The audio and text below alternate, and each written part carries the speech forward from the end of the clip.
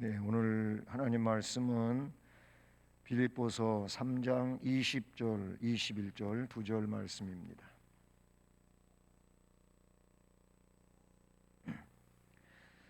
빌립보서 3장 20절과 21절 두 절 말씀 함께 봉독하시겠습니다. 그러나 우리의 시민권은 하늘에 있는지라 거기로부터 구원하는 자 곧 주 예수 그리스도를 기다리노니 그는 만물을 자기에게 복종하게 하실 수 있는 자의 역사로 우리의 낮은 몸을 자기 영광의 몸의 형체와 같이 변하게 하시리라. 아멘. 할렐루야. 예, 오늘도 수요 예배 나오신 여러분 모두를 주님의 이름으로 환영하고 또 주님의 역사하심이 우리 각 심령에게 능력으로 함께하는 복스러운 시간 되기를 주님의 이름으로 축복합니다. 예, 오늘 제목이 너무 마음에 들지 않으십니까? 예? 예, 우리는 하늘의 시민권을 가진 자입니다. 예, 얼굴이 좀 펴져야 되는데 썩 내키지 않는 것 같습니다. 그냥 속된 말로 개똥밭에 굴러도 이 생이 좋습니까? 여러분, 이 세상에서 하나님 나라를 잘 준비해야 할 이유가 뭐냐면 벌써 우리는 예수를 구주로 믿을 때 우리에게 주어진 것이 천국 시민권이 주어졌어요. 예, 오늘날은 미국 시민권 굉장히 좀 그걸 받아내기가 어렵지요. 예, 미국 가서 살면서 뭐 영주권 받고 시민권 받고 이게 쉬운 일이 아니에요. 참 어려워요. 그냥 시간만 가면 되는 것도 아니에요.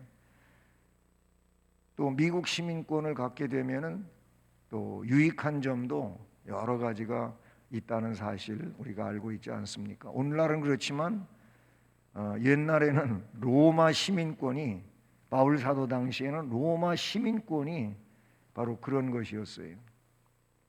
바울 사도는 그 로마 시민권을 그렇게 굉장히 유익한 것으로 사람들이 여기고 있는 그런 상황에서 기독교인들에게 로마 시민권 부러워하지 말아라. 우리는 하늘 시민권을 가지고 있다. 하늘은 천국을 말하는 천국 시민권, 하나님 나라 시민권을 가지고 있다라는 말씀을 하고 있는데요.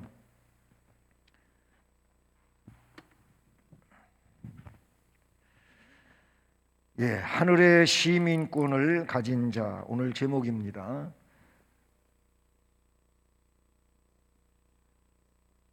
시민권.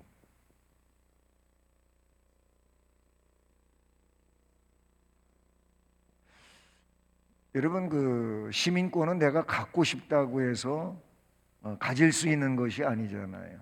미국 가서 나 로마 시민권 갖고 싶습니다. 로마 시민권 미국 시민권 주세요. 그런다고 시민권이 주어지는 게 아니에요.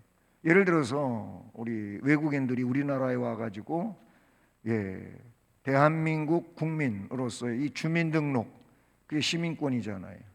이 주민등록증 나 주세요. 그런다고 주어지지 않아요. 뭐 이 다문화 가정이 우리나라에 많이 있는데 그냥 오자마자 주민등록증이 만들어져서 그분들에게 주어지질 않습니다. 어느 정도 일정 기간이 지나야 되고 또 거기에 따른 충족이 되어져야 주민등록증이 발급되는 것과 똑같아요. 하늘 시민권 내가 갖고 싶다고 가질 수 있는 게 절대 아닙니다. 이거는 하나님이 주시는 거예요. 누구에게 주냐면 분명한 신앙 고백자들에게 주는 거예요. 분명한 신앙 고백자들에게 하늘 시민권이 주어지고 그리고 그 시민권을 가지고 이 땅 위에서 하늘 시민으로 살아가야 될 의무가 부여되는 거예요. 의무를 감당하지 않으면 그 시민권이 그에게 의미가 없는 거예요. 그 점을 우리는 먼저 생각을 해야 되는데, 지금 우리가 빌립보서를 공부하고 있잖아요. 이 빌립보, 빌립보. 이 빌립보에 대하여 성경은 이야기할 때 이제 아시아 전도를 제2차 전도여행에서도 바울이 계속 진행을 하려고 하는데 성령께서 아시아 전도의 문을 막으시죠. 그리고는 환상을 보게 되는데 저 마케도니아에서 사람이 바다 건너에서 사람이 막 이렇게 와달라고 손짓하는 환상을 보게 돼요. 그때 바울이 깨달은 게 그래서 아시아에서 전도하기가 이렇게 어려웠구나. 우리가 가야 할 곳은 여기가 아니고 유럽이구나 하는 걸 알게 돼요. 그래서 배 타고 이 빌립보를 가게 됩니다. 예? 뭐 사모드라게로 직행하고 뭐 이런 얘기가 나오잖아요. 근데 빌립보에 가요. 근데 이 빌립보가 마케도니아의 첫 성으로 그렇게 나오죠. 이제 이쪽에서 지중해를 건너서 가게 되면은 바로 마케도니아 지방이에요. 근데 마케도니아 지방의 첫 성이라고 하는 말은 그 건너가서 제일 큰 성이 빌립보였다 그 말이 되는 거예요. 처음 만나기도 하지만은 제일 큰 성이라는 건 지금 빌립보에 대해서 쭉 우리가 공부를 해왔고, 이 빌립보는 결국 뭐냐면 이방인 세계잖아요. 이방인 세계예요. 이방인들이 있는 곳이에요. 근데 여러분, 이곳이 어떤 문화로 완전히 물들어 있냐면은 헬라 문화로 물들어 있어요. 헬라 문화. 뭐 빌립보도 그렇지만 빌립보에서 데살로니카에서 저 아가야 지방으로 쭉 내려가게 될 때 거기가 뭡니까? 거기가 이 헬레니즘 문화가 형성되는 그 뿌리와도 같은 곳이에요. 거기가 뭐예요? 그리스, 지금으로 말하면 그리스. 거기에는 철학의 도시고, 이미 우리가 앞에서도 그런 공부했는데 철학자들이 중심을 이루고 있고 뭐 신전들이 여기저기 우뚝우뚝 세워져 있고 한 곳이 바로 그리스인 것이죠. 근데 이 헬라, 당시에는 헬라 문화가 이 헬라 문화가 아주 뿌리 깊게 내려 있고 그리고 폭넓게 자리를 잡고 있는 이런 상태였어요. 그러니까 헬라 문화 그러면은 여러분 살아가는데 이 문화의 영향이 굉장히 큽니다. 문화의 영향, 그 시대의 문화. 그것만이 아니고 문화를 또 삶의 내용으로 이야기하면은 환경이에요, 환경. 문화가 끼치는 영향력과 환경이 가져오는 영향력은 정말로 중요하고 대단합니다. 그리고 이것 때문에 해야 할 일들을 제대로 따라가지 못하는 이런 일들도 있어요. 자, 그러면 여러분이 종교라고 하는 것에 있어서 종교, 우리는 뭐 기독교잖아요. 종교로 이야기할 때 기독교잖아요. 자, 기독교가 복음이 뭐 바울을 통해서 또 베드로를 통해서 어떤 문화가 뿌리 내려 있는 그 영향권에 들어가게 돼요. 그래서 온전히 기독교로 그렇게 자리를 잡는 일은 아주 중요한 일인데 그게 그렇게 만만치가 않아요. 문화의 영향이 그렇다는 거예요. 또 환경도 마찬가지예요. 우리가 쉽게 얘기해서 환경 때문에 신앙생활 잘 못하고 그런 거 있잖아요. 근데 요즘에 젊은 세대들은 문화 때문에 신앙생활을 제대로 못하는 일이 너무 많아요. 요즘의 문화. 근데 이 빌립보에 기독교에도 지금 복음이 들어갔습니다. 복음이 들어갔는데 기독교 말하는 건 이제 복음을 이야기한다고 보시면 돼요. 복음이 전파되었어요. 그런데 이 헬라 문화의 영향 때문에 이 복음이 복음답게 그렇게 자리매김하는데 어려움이 있었다 그 말이에요. 물론 신앙이 훌륭한 복음적인 이런 사람들이 예를 들어서 그 빌립보 교회 안에 70%를 차지한다고 생각해 보십시다. 그럼 나머지 30%는 이 사람들은 뭐의 영향이 있냐면 문화의 영향 속에 있는 거예요. 그러니까 온전한 기독교인이 안 돼요. 그래서 우리가 지난 시간에 앞부분에서 공부했던 것처럼 이제도 눈물을 흘리며 이 눈물을 흘리며 복음으로 살 것을 그렇게 권면하고 있는 것은 누구들 때문입니까? 바로 요 30%의 사람들 때문에 그래요. 이 사람들에 의해 가지고 70%가 이렇게 돼 있지만 영향이 미칠 수 있는 거예요. 그래서 올바른 신앙생활을 살아가기 위해서는 우리가 내 신앙을 내가 스스로 잘 지켜가기 어려운 상황이라면은 신앙 좋은 사람들하고 함께 교제하고 살아야 돼요.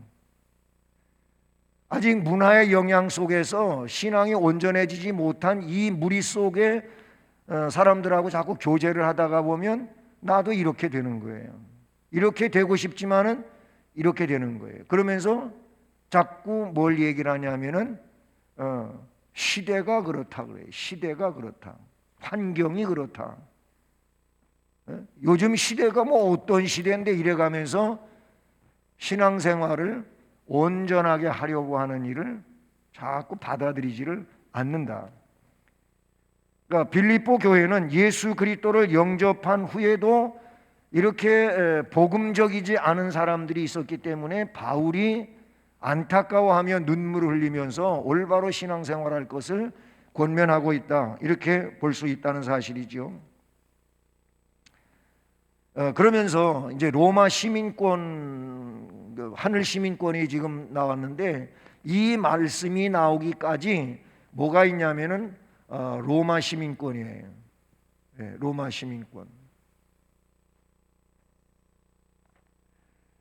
네, 이 로마 시민권에 대한 거를 왜냐하면 그 당시에 사람들은 로마의 영향 아래 있었기 때문에 로마 시민권의 참 대단함을 다 실감하고 있는 거예요. 예. 로마 시민권을 가지고 있으면요 여러 가지 특권이 주어지게 돼요.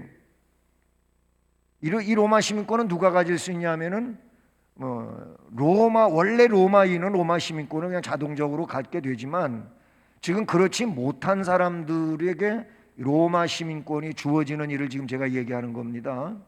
그런데 이런 사람들은 로마를 위해서 아주 혁혁한 공을 세운 사람은 로마 시민권을 부여받을 수가 있어요.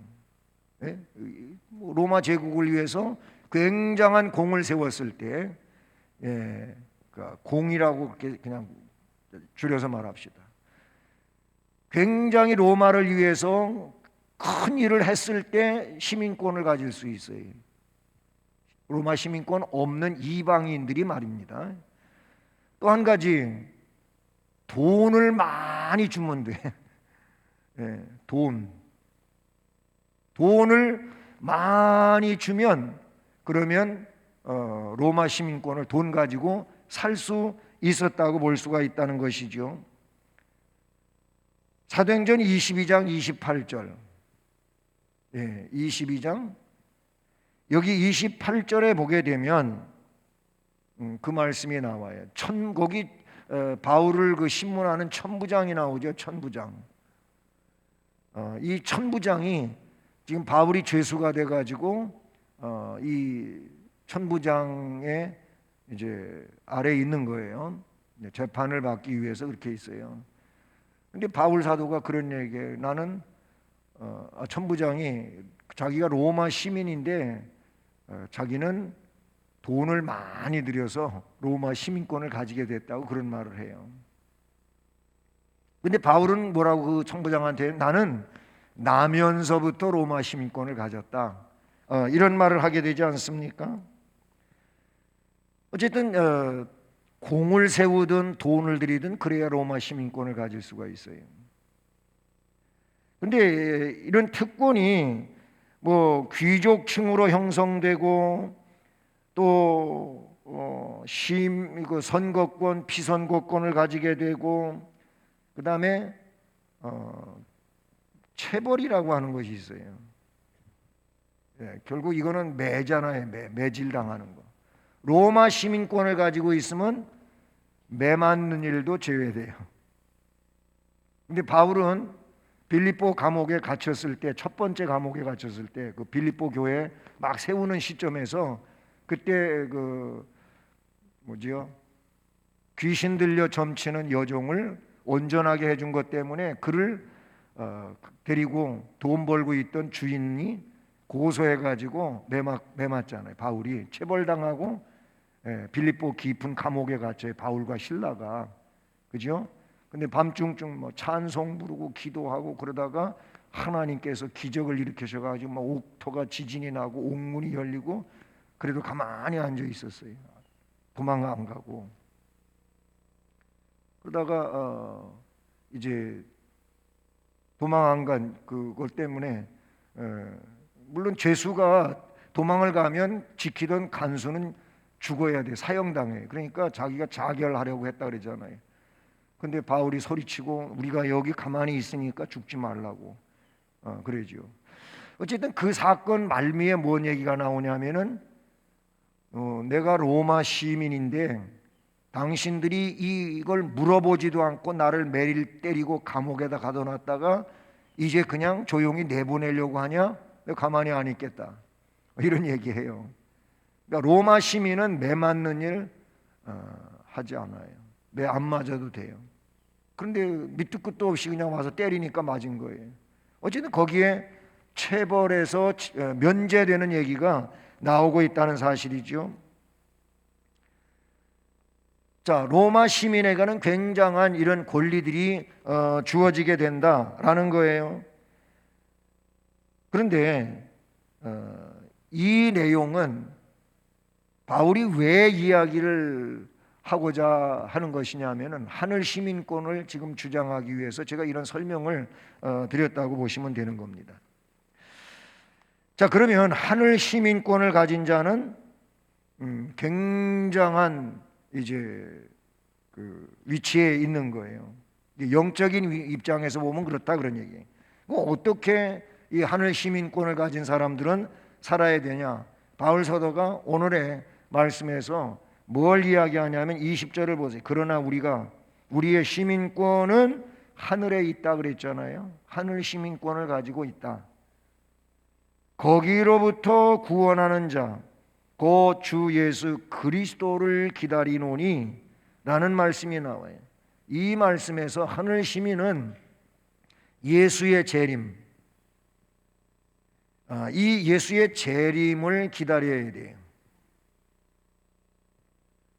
이게 하늘 시민의 그 삶의 어떤 그 목표 또 이유라고 보는 거예요.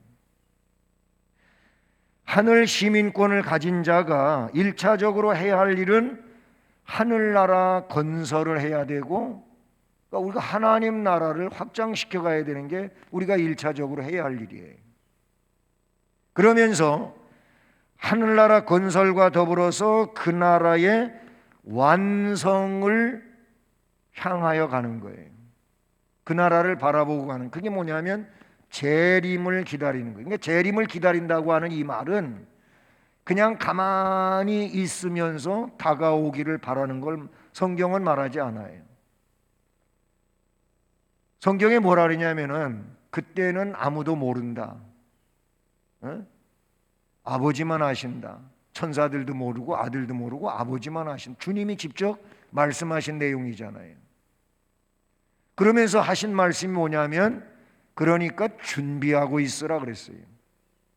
거기서 준비하고 있으라고 하는 이 말이 뭡니까? 가만히 있는 게 준비하는 겁니까? 아니에요. 이 준비를 한다고 하는 것은 그 나라를 위하여 지금 현재 살아가야 된다는 거예요. 그 나라의 삶을, 그 나라의 백성으로서의 삶을 지금 여기서 살아야 돼. 앞에 제가 그랬잖아요. 하나님 나라의 확장을 위하여 일해라. 전도하는 거지요. 그거는 음으로 양으로 우리가 전도해야 되는 거예요. 무슨 얘기냐면 내가 음무로라고 하는 것은 내 삶을 하늘나라 시민답게 살아가면서 마태복음 5장 18절과 같이 선한 영향력을 끼쳐야 돼요. 그리고 양으로는 뭐예요? 직접 내 입을 가지고 신앙을 고백하면서 예수를 믿지 않는 이들에게 전해야 되는 거예요. 이게 뭐예요? 하나님 나라 확장을 위하여 일하는 거예요. 그리고 주어진 사명에 충성하는 것이고, 그러면서 이 재림을 기다리며 살아가야 돼. 재림을 기다리는 사람은 준비를 안 할 수가 없어요. 이 주님이 심판주로 오시는데 그걸 기다리고 있는 사람이 준비를 안 한다고 하는 말은 이건 말이 안 되잖아요. 준비 안 하면 어떻게 돼요? 준비 안 하면은 그 혼인잔치에 참여가 안 되는 거예요. 그래서 진정한 믿음을 가지고 있는 사람은 준비를 하게 되어 있다. 예수님 다시 오심을 기다리게 된다. 기다릴 수밖에 없는 거예요. 왜냐하면 그게 우리의 목표이고 완성이기 때문에 그렇다고 볼 수가 있다는 것이죠. 그렇습니다. 시민권이 하늘에 있기에 거기로부터 오는 구원하는 자 곧 주 예수 그리스도 심판주로 오신다 그랬잖아요. 그분을 우리는 기다려야 된다. 기다리노니 그랬어요. 하늘나라는 이 땅에서 시작은 되었지만 아직 완성이 안 됐고 완성을 향하여 지금 나아가고 있는 겁니다. 우리가 사도신경에도 그 말미에 주님에 대하여 이야기할 때 뭐라고 되어 있습니까? 그 구속사업을 완성하시고 승천하셨잖아요. 그래서 승천하셔서 보좌 우편에 계셔요. 그러다가 뭐라고 그래요? 저리로서 산자와 죽은 자를 심판하러 오시리라. 그 고백하잖아요. 저리로서 그곳으로부터 거기에서 심판주로 오신다 그랬어요. 그러면 그때가 역사의 종말이에요. 역사의 끝이에요. 그리고 하나님 나라의 완성이에요. 그리고 영원한 하나님 나라에서 하나님 나라 백성은 살게 된다 그 말이에요. 그렇습니다. 도적같이 오신다 그랬어요. 예? 너희들이 예기치 않은 때에 오신다 그랬어요. 그래서 준비하라는 거예요. 준비하라는 말도 있지만은 깨어 있으라 그랬어요. 예, 깨어 있으라. 깨어 있으라. 깨어 있는 우리가 밤에 잠 자야지요. 그렇죠? 피곤하면 자야지요. 그런 잠을 자지 말라는 게 아니에요. 여기서의 깨어 있으라고 하는 건 신앙적으로 깨어 있으라 말이에요. 여러분, 우리는 육체를 가진 자로서 피곤하면은 그 피곤에 의해서 졸립게 돼요. 지금도 졸고 계시는 분 계신데 제가 너무 아늑하게 해드렸나 몰라. 못 깨어나시네. 자, 그런데 여러분 깨어 있으라고 하는 것은 잠도 자지 말고 깨어 있으라고 이 말이 아니고 영적인 상태를 말하는 거예요. 오늘날 영적인 상태가 깊은 졸음에 빠져 있는 자가 있어요. 깊이 졸아. 예? 그런가 하면 잠을 자. 조는 건 전에 아주 잠자고 있어. 영적으로 너무 깊이 자고 있어. 그래서 영적인 활동이 완전히 중지되어 있어요. 잠자는 사람이 뭐 활동합니까? 어떤 사람은 뭐 너무 잠을 깊이 자가지고 뭐라 그러냐, 어버가도 몰라. 어버가도 모르는데 그렇게 잠자는 사람들도 있는데 영적으로 정말 사탄이 어버가도 몰라. 이렇게 잡아요. 그러지 말라는 거예요. 깨어 있으라는 거예요. 깨어 있으라고. 재림을 기다리는 사람은 준비하는 사람이고 영적으로 깨어 있는 거예요. 깨어 있어야 뭔가 사리 분별도 하고 어떤 감각적인 활동도 하고 느낄 걸 느끼고 볼 걸 보고 그런 사람이 깨어 있는 사람이죠. 잠자고 있는 사람한테 가서 이 사람이 자고 있나 안 자고 있나 제일 빨리 시험하는 게 눈앞에다 이래. 눈앞에다가 이래버려. 그럼 아무 반응도 없으면 정말 자나보다 그러지. 예? 깊이 자면은 진짜 툭툭 건드려도 잘 모르고 그러잖아요. 그러면은 사탄의 밥이 되고 마는 거예요. 사탄의 먹잇감이 되고 마는 이런 상황이 된다고 볼 수 있어요. 우리의 구원은 처음 믿을 때보다 더 가까워진 거예요. 그 완성을 말하는 거예요. 그러므로 우리는 어둠의 일을 벗어버려야 되고 빛의 갑옷을 입어야 된다고 에베소서에 말씀하고 있지 않습니까? 예수 그리스도가 재림주로 다시 오는 거예요. 네? 그러면 그 예수님의 권세, 네. 바로 이 예수 그리스도의 권세가 어떠냐 말이에요. 예수 그리스도.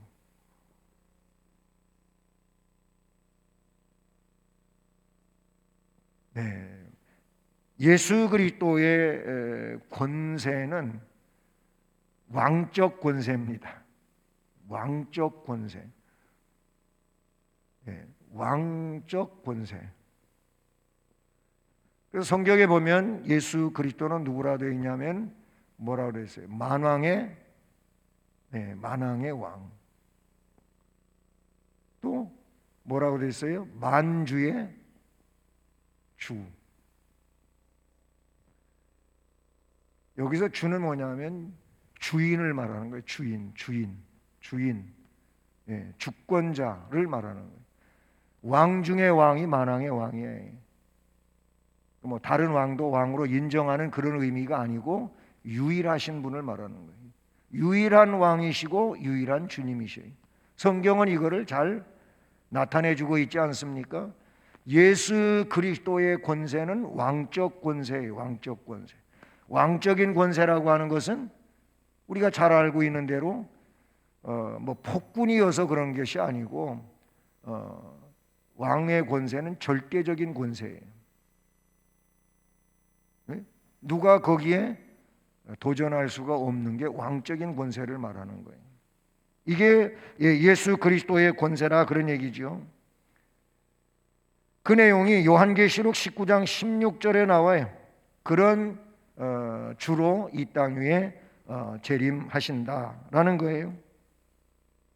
빌립보 2장 10절을 보면 2장 10절을 보면 어떻게 되어 있어요? 이미 앞에서 공부한 거인데 모든 피조물이 이분 앞에 무릎을 꿇어요.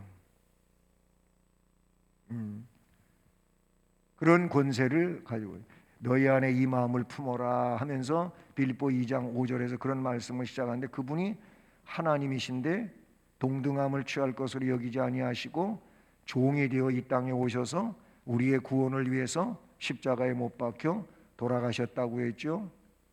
근데 그렇게 사명을 완수하신 예수 그리스도 성자를 성부께서 지극히 높여서 모든 사람들이 그 발 앞에 무릎을 꿇는다. 거기서 모든 사람은 전체적인 것을 말하는. 그러니까 그분은 절대적인 권세를 가지고 계신다라는 것이지요. 자, 여러 군데 나오는데 로마서 14장 10절 여기 말씀해 보면 우리가 다 하나님의 심판대 앞에 서리라 그런 말이 나와요. 14장 10절에 모두 심판대 앞에 서요. 한 사람도 빼놓지 않고 모두 심판대 앞에 선다. 로마서 14장 10절에 그렇게 되어 있어요. 마태복음 16장 27절 말씀 보니까 여기 말씀에는 인자가 아버지의 영광으로 그 천사들과 함께 오리니 그때에 각 사람이 행한 대로 갚는다. 어느 한 사람 제외가 안 되고 각 사람이 행한 대로 갚는다 그랬어요. 그러니까 자기가 행한 대로 심판을 받는 거예요. 계시록 12장 13절.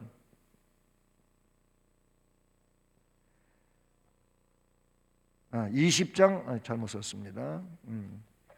계시록 20장 12절로 13절. 여기 말씀에는 죽은 자들이 자기 행위에 따라 책들에 기록된 대로 심판을 받는데 각 사람이 자기의 행위대로 심판을 받고, 거기도 그렇게 돼요. 각 사람 책들에 기록된 대로 심판을 받는데 그 책에 기록된 대로 심판을 받아요. 그러니까 오늘 우리들은 다 우리가 행하는 것들에 대해서 하나님께서 다 기록해 놓으시는 거예요. 하나님께서 기록해 놓으시고, 왜? 상 주시려고. 제가 좋게 말해서 그런 거예요. 상 주시려고 다 기록해 놓으시. 그때 가가지고 나 안 그랬는데요 이럴 수가 없어요. 만약 그러면은 테이프를 쫙 보여줄 거예요. 그건 제 얘기예요. 다 하나님은 우리의 정보를 가지고 계신단 말이에요. 계시록 22장 12절도 동일한 말씀이 나요. 보라, 내가 속히 오르니 내가 줄 상이 내게 있어 각 사람에게 그가 행한 대로 갚아주리라. 거기 상을 이야기하고 있어요. 내가 줄 상이 있다. 그러니까 각 사람이 행한 대로 상 주겠다. 앞에 책들에 기록된 사람들은 하나님이 심판하여 벌 주겠다는 얘기고, 22장 12절은 상 주시겠다는 거예요. 상 받을 자로 기록이 된 거예요. 그런 자가 되기를 간절히 원합니다. 그러니까 예수 그리스도를 구세주로 믿는 하늘 시민권을 가진 자는 예수 그리스도의 이 심판적 절대적인 권세를 기억하면서 이미 우리를 사랑하셔서 구원해 주셨으니까 그 구원에 감사하면서 상 받을 자로 충성하며 살아가야 될 것입니다. 이게 우리가 해야 할 일이라, 그런 얘기. 그리고 이 일을 위해서 주님 재림하실 때 그 앞에 서기 위해서 어떤 일이 벌어지냐면은 영광스러운 변화가 일어납니다. 영광스러운 변화.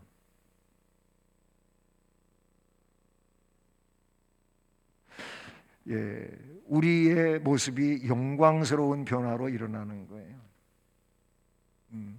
이 영광스러운 변화는 말 그대로 정말 영광스럽습니다. 이거를 저는 장례식 설교할 때 뭔 얘기로 많이 하면은 신령한 변화라고 그렇게 썼어요. 신령한 변화로. 우리가 육체를 입고 살아가잖아요. 근데 육체 안에는 연약함이 있어요. 흉터도 있을 수 있고, 아니면은 우리 지체가 또 질병 때문에 제 힘과 기능을 발휘하지 못하는 면도 없지 않아 있고, 그런 질문을 그 전에 이제 뭐 우리 청년들이나 학생들 지도하다 보니까 질문을 많이 받아봤어요. 그러면 목사님, 뭐 이렇게 세상 살다가 폭발물 사고가 나고 자동차 사고가 나가지고 몸을 다쳐서 달리기도 못하고 운동도 못하고 정말 어렵게 살고 있는데, 그때 주님 앞에 재림 때 주님 앞에 설 때는 어떤 모습으로 서나요? 그런 걸 물어보더라고요. 이제 왜 그러냐면 자동차 사고로 다리를 다쳐가지고 다리가 하나가 없어지는 수도 있고, 아니면 절룩거릴 수도 있고, 뭐 그럴 수도 있잖아요. 아니 그보다 심한 지체 장애를 입을 수도 있잖아요. 그럼 교통사고뿐만 아니라 살다가 보면 별별 일들이 많이 있잖아요. 그럴 때는 그런 사람은 어떻게 되는 겁니까? 그렇게 살다가 또 마지막까지 그렇게 살다가 죽었으니까 그게 마지막 모습이잖아요. 어떻게 되는 겁니까? 그거는 아무 상관 안 돼. 그건 아무 상관은. 왜 그러냐면 그때는 모든 게 완성품이야. 완성품. 완성품이래. 응? 어떤 사람도 그런 얘기 하더라고. 이건 조금 다른 얘기인데, 여자를 아담의 갈비뼈를 빼내가지고 하나님이 만들었잖아요. 예? 그러면 갈비뼈가 하나가 없어졌잖아요. 그러면 그 다음에 태어나는 사람들은 갈비뼈가 하나가 없나요? 그러더라고. 갈비뼈가 하나가 없나요? 그렇게. 하나님은 원래 다 있는 내용으로 태어나게 하시는 거예요. 다 그래서 온전히 가지고 있어요. 예. 좀 다른 얘기지만 우리는 신령한 변화를 일으키는데 그게 영광스러운 변화라 그런 얘기죠. 하늘나라 시민권을 획득한 자들은요, 그리스도께서 재림하실 때 신령한 부활체, 변화가 일어나는 거예요. 예. 이 부활해서 부활의 몸을 갖게 된다라는 것이죠. 고린도전서 15장, 예? 고린도전서 15장 52절로 40절입니다. 15장은 부활장이잖아요. 52절부터 54절. 여기 말씀을 보면 이렇습니다. 나팔 소리가 나. 이 나팔 소리는 재림 때를 말하죠. 주님 재림하는 그 시간인데, 나팔 소리가 날 때 죽은 자들이 썩지 아니할 것으로 다시 살아나고, 죽어서 썩었잖아요. 없어졌잖아요. 그런데 그 죽은 자들이 이제부터는 썩지 아니하는 것으로 다시 살아나고, 우리도, 여기서 우리는 뭐냐면 살아있는 자들을 말하는데, 우리도 변화되리라. 이 썩을 것이 반드시 썩지 아니함을 것을 입겠고, 이 죽을 것이 죽지 아니함을 입으리로다. 이 썩을 것이 썩지 아니함을 입고 이 죽을 것이 죽지 아니함을 입을 때에는 어떻게 되느냐? 사망을 삼키고, 이제 더 이상 사망이라고는 존재하지 않아요. 사망을 삼키고 이기리라 라고 기록된 이 말씀이 이루어진다 라고 고린도전서 15장 52절부터 54절에 말씀에 주고 있는 내용을 우리가 볼 수 있는 것이죠. 요한일서 3장 2절, 요한일서 3장 2절 말씀을 보면 거기 이런 말씀이 나와요. 사랑하는 자들아, 우리가 지금은 하나님의 자녀라. 장래에 어떻게 될지는 아직 나타나지 아니하였으나 그가 나타나시면, 주님이 다시 오시면 우리가 그와 같을 줄을 아는 것은, 주님과 같을 줄을 아는 것은 그의 참모습 그대로 볼 것이기 때문이니, 주님이 영광스러우신 것처럼 주님의 자녀들도 주님처럼 영광스럽게 변화된다 라고 하는 말씀을 요한일서 3장 2절에 말씀해 주고 있는 것을 봅니다. 하늘나라에 영원히 거하기 위해서 하나님은 우리를 선택하셨어요. 우리가 신앙인이 되게 하셨어요. 그러므로 그 예수님을 죽을 때까지 구세주로 고백하고 잘 믿고, 그리고 그 믿음 안에서 능력으로 살아가야 됩니다. 이게 우리가 해야 할 일이에요. 하늘의 시민권을 가지고 있기 때문에 그래요. 그래서 마태복음 5장, 6장, 7장은 하나님 나라 시민권을 가지고 있는 자들의 생활 윤리를 말씀하고 있는 게 마태복음 5장, 6장, 7장이에요. 마태복음 5장, 6장, 7장을 우리는 산상설교, 산상보훈이라고 하는데, 그 말씀에 보면 쉽게 얘기해서 원수까지 사랑하라 그랬으니까 원수까지 사랑해야 돼. 이방인처럼 먹을 거, 입을 거, 마실 거를 위하여 사는 게 아니고 그 나라와 그의 의를 구하면서 살아야 돼요. 바리새인들처럼 구제하지 말고, 바리새인들처럼 기도하지 말고, 바리새인들처럼 헌금도 하지 말아야 돼요.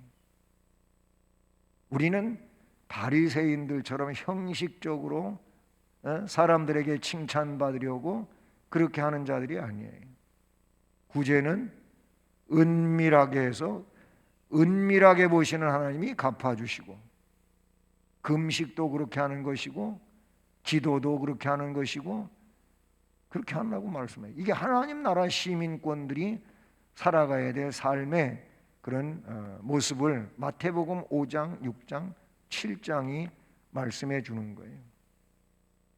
그러니까 산상설교, 이 산상보훈을 우리는 많이 읽고 그 내용을 삶의 원리로 해서 살아가야 된단 말이에요.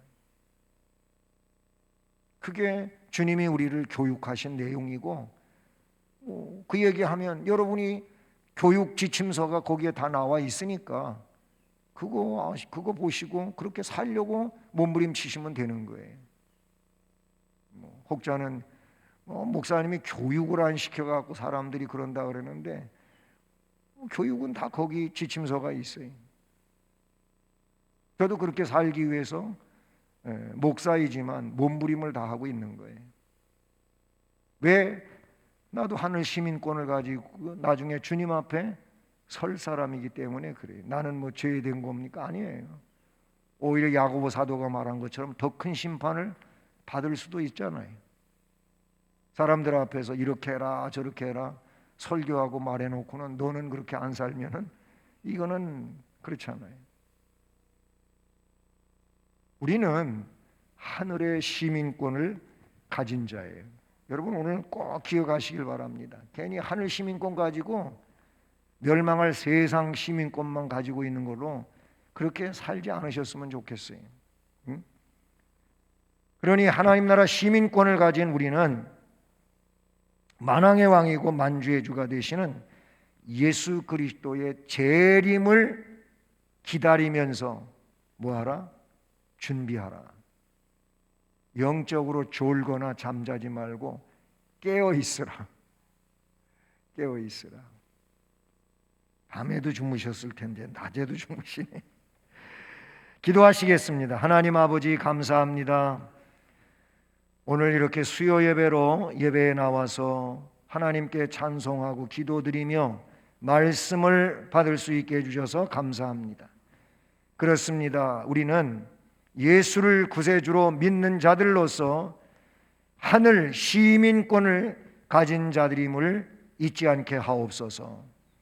하늘 시민권을 가진 자는 주님의 재림을 기다리면서 그 예수 그리스도의 왕적 권세를 기억하고, 또 우리는 신앙 안에서 아름다운 삶을 살다 영광스러운 변화에 이를 것을 기억하고, 지금 주어진 삶의 내용을 오직 말씀 안에서 바르게 감당하며 살아갈 결심을 하게 하시고 우리 주님 앞에 영광을 돌리게 하옵소서. 이 자리에 나온 모든 심령들을 성령으로 충만하게 하시고 주의 능력으로 치유하시고 회복시키시며 복되게 하여 주시옵소서. 천국 가는 그날까지 건강하게 살며 예배당을 출입하고 하나님 앞에 영광을 돌리게 하옵소서. 주 앞에 기도하며 소원하는 일들 하나님의 선하신 그 역사를 따라 응답하시고 복되게 하시옵소서. 예수 그리스도의 이름으로 기도드립니다. 아멘. 네.